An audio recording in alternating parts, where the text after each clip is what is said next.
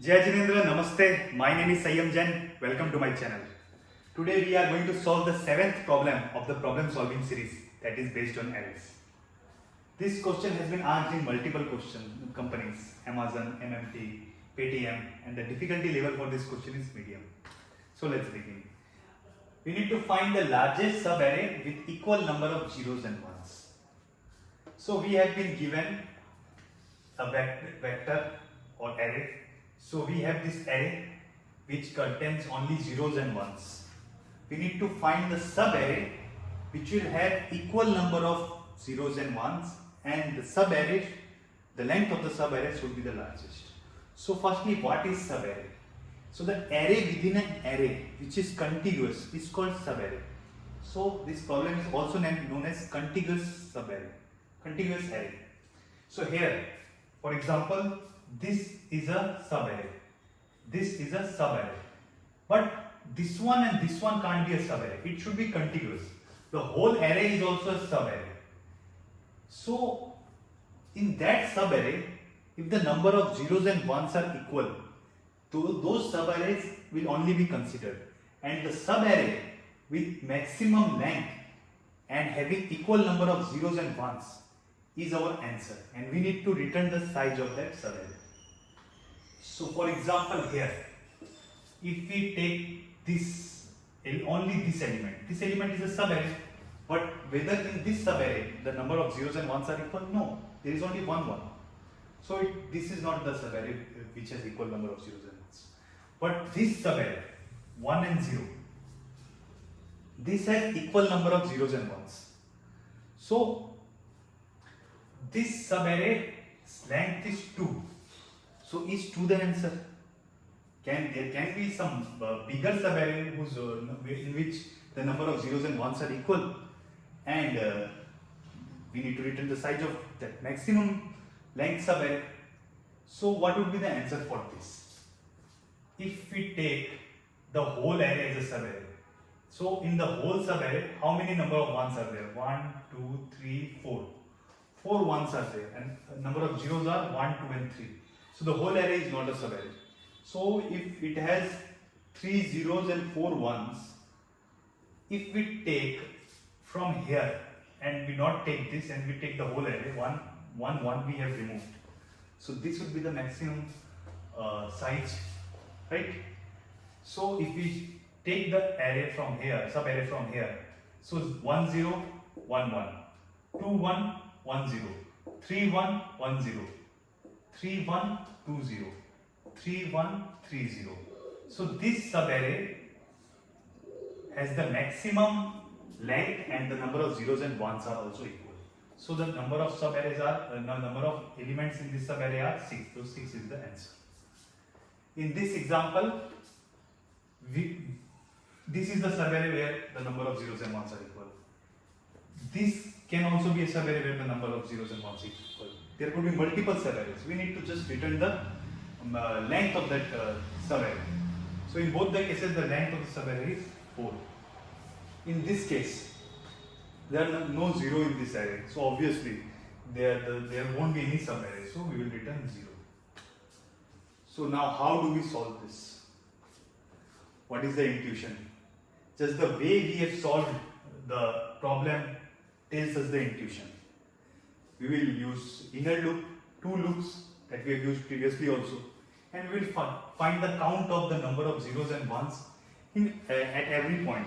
And if you will see, if the number of zeros and ones are equal, then that length could be the maximum length of the subarray. So we will store that as a maximum length, and we will check whether the other example, if the maximum length, if we get something more than that maximum length, then we will store that size as the maximum length. For example, here we got already the maximum length as 2, but if we have taken from here, then the maximum length would be more. So we will replace that. We have solved multiple questions with this logic. But what is the issue with this logic? This is not optimal logic. This is a brute force approach, and the time complexity for brute force is order of n square.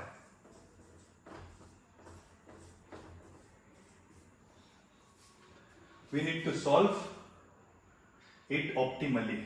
What would be the optimal solution? In the previous two questions we have used hashing, and we are storing the count over here. So can we use hashing? How we will solve this problem with hashing? Any idea? In the previous two sum problem also, we used hashing and we used to check whether the sum minus one of the element, does that exist in the map or not. If that exists, that means that the element which we are searching for and the element which is present in the map, both the sum, the sum of both the pairs is the sum which we are looking for. Can we use the similar kind of logic over here? Yes. For example, firstly we have to figure out, we can't store the count every time, right? Because we need to do some, here we were storing the number of count of zeros and number of count of 1, and then we were checking whether that count is equal or not. But how do we use that logic in hashing? We can store the number of ones, the number of 1, we can increase the count of number 1 to 4 over here, the count of 0 to 2 over here.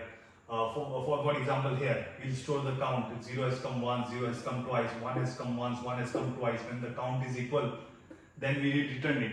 But that won't be possible in this case, because we are starting from here. We will be traversing the array once only by using the map. So what can we do? How can we repeat the count? Whenever the sum of the 0 and 1 we are taking, it gives us 1.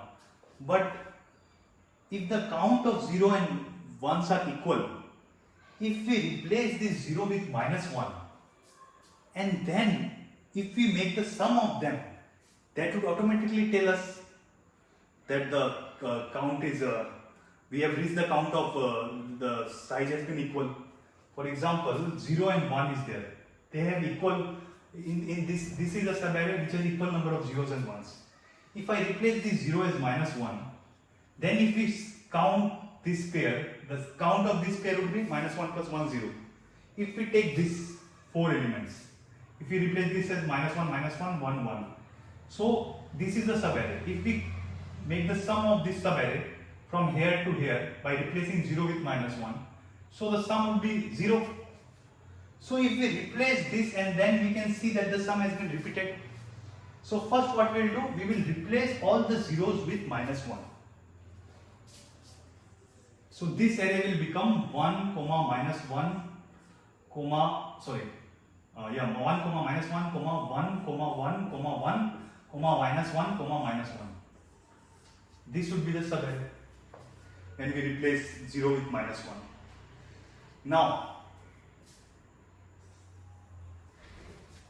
if we store the sum of all the elements in the array, if we store the sum in the map, so we take a map and we store the sum as the key and the value as the index of the sum. So for example, here the sum is 1 and the index is 0.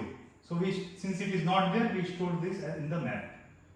Now 1 minus 1, what is the sum? 0. 0 is not there in the map as key. So we store 0. And the count is 2. The index is 1. Also, since the sum is 0 here, what does that mean? That means this is the subarray. Because if the sum is 0, that means we have equal number of zeros and 1. So in this example, we got the maximum length as 2. We will store it, whenever the sum would be 0, we will store it as a maximum length, say L. So L is 2 now. We have got L as 2. It was assigned as 0, and here we have got a subarray where we have the number of zeros and ones as equal because the sum is 0. Now we go over here. What is the sum here? 1 plus 1 minus 1 is 0, and 0 plus 1 is 1.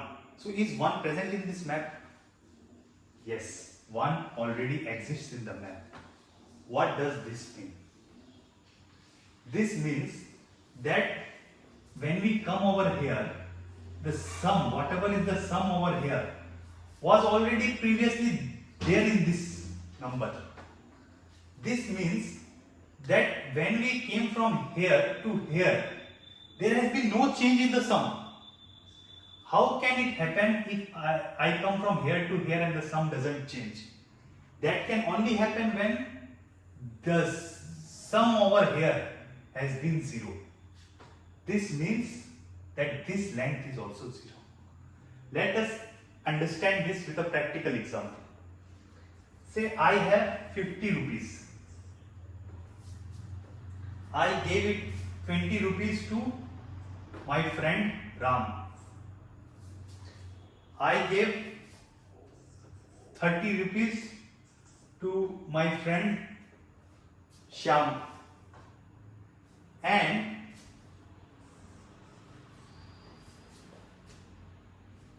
others gave me back 50 rupees. After this many transactions, how much money I have right now? I have 50 rupees. When 20 rupees was taken from me, I had 30. When 30 rupees was taken from me, I had 0 rupees.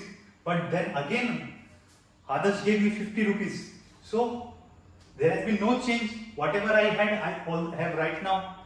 What does this mean? This means that this sum is 0. That logic we are using over here. So here, let's continue with the example. Now 0, 1, and we are over here. Again, what is the sum over here? 1 minus 1, 0, 0 plus 1 is 1, 1 minus 1, 0, 0 plus 1 is 1, 1 plus 1 is 2. 2 is not there in the map, we will store 2. And the index is 0, 1, 2, 3. 0, 1, 2, 3. Yes, we do not have to store this because it was already there. Now we come over here and the sum becomes 3. Sum becomes 3, right? Yes. So 3 is not there in the map, so 3 and 4 at index 4.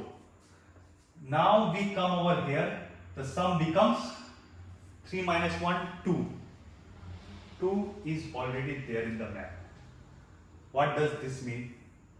At what index 2 was there? At third index. And here again, the sum became 2. This means this is the sum where there was no change. What is the length of this? The length of this is 2. We already had 2. So no need to change this. Again, when what is the current sum now? The current sum is 2. Again what comes? Minus 1. 2 minus 1 is 1. 1 is present in the array. At what index 1 is present? 1 is present at the 0th index. What does this mean? This means that from here to here there has been no change. The sum is 0, 1 only. The sum hasn't changed. So this is the subarray where the number of zeros and ones are equal. And what is the length of the subarray? We can easily find the length of the subarray by returning this index minus this index plus 1. Right? What is the index over here? We don't need to return do plus 1. We just need to minus this because this was there already. So the index, this index is 7, and this index is 7. So because since we are starting from 0th as an index, this is the 6th one. The element is 7th element. This is the 6th index. 6 minus 0 is 6. That is the answer.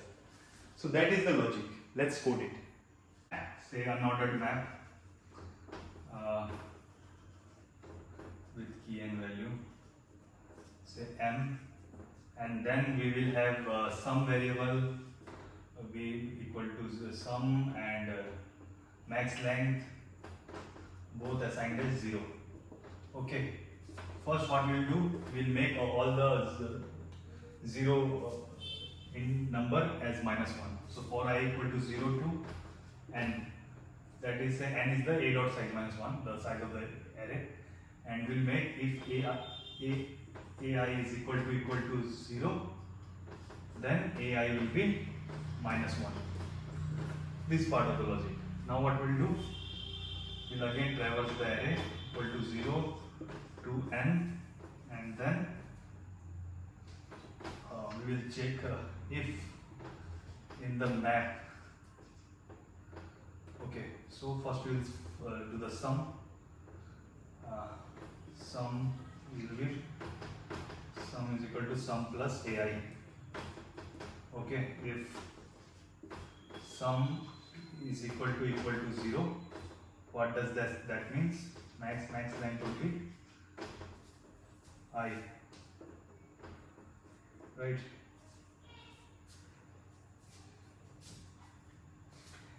Else what we'll do, if okay, not else, because we need to, yeah, you can do it as else, we don't need to store 0 in the map, okay, because we already get the whole index will be 0, so we can skip that part.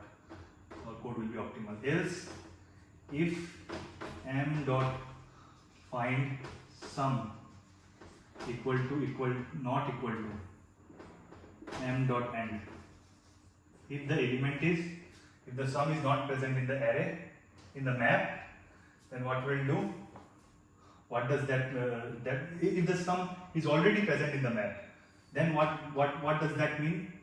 That means that the max length is already there, and that would be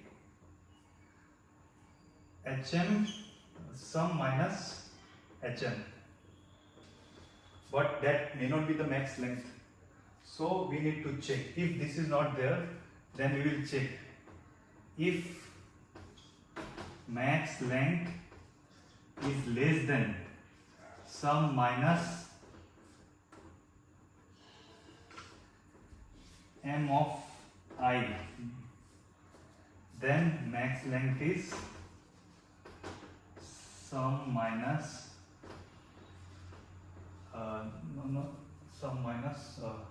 not sum minus, the index which we are at, I minus hm sum, the thing that I have explained here already.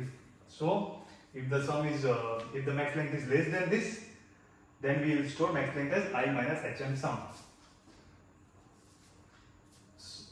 and this will be closed. Otherwise we don't need to do anything, right? Okay, and this will be closed,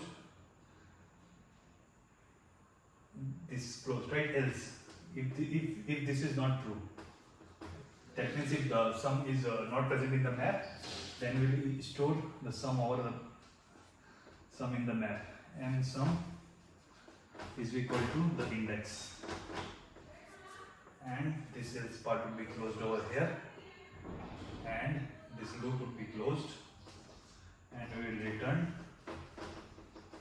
max length. The time complexity for this will be order of n, as we are traversing the array once, and the space complexity would be order of n. TC order of n, space will also be order of n. So, the link to the question has been given in the description. First try it yourself, and then come back to see my code walkthrough of the contiguous array problem. So we have taken the unordered map, and we are assigning the 0 value to -1 value in the array, and if the sum is 0, then we know that the maximum length would be the index plus 1, and here is the hashing logic which we have discussed. So here I would like to mention one thing, that if in the question instead of maximum length, if the interviewer also wants to know the starting and the ending index of the subarray, so for that what we have to do, we can assign it the end index as -1, as that would mean if the subarray is not present with equal zeros and ones, then our end index should be -1. And let the starting index, we have assigned it as 0, and we can assign this also as -1, which would be the same. And what we can do, if the sum is equal to 0, then obviously the end index would be the index which in which the place the sum has become 0. That would be our end index, and the starting index would be the same for both the cases. So starting index would be the end index minus max length plus 1, because here in indexing we are taking it from 0. So if suppose here 0 and 1 is the end index, but the maximum length of the subarray is 2. So the starting index would be 1 minus 2 plus 1, that is 0. So from 0 to 1, and the max length is 2. Similarly, here in the hashing logic also, this should work. The end index would be I, obviously, because it is the sum is coming 0 since it is repeated in the map. So end index would be I only, and the starting index would be the same. End index minus max length from the length which it has repeated the previous sum plus 1. So let's run it.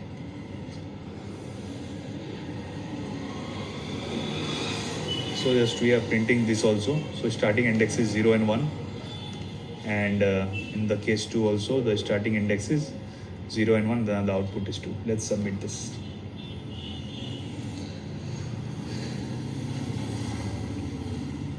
So it has worked fine.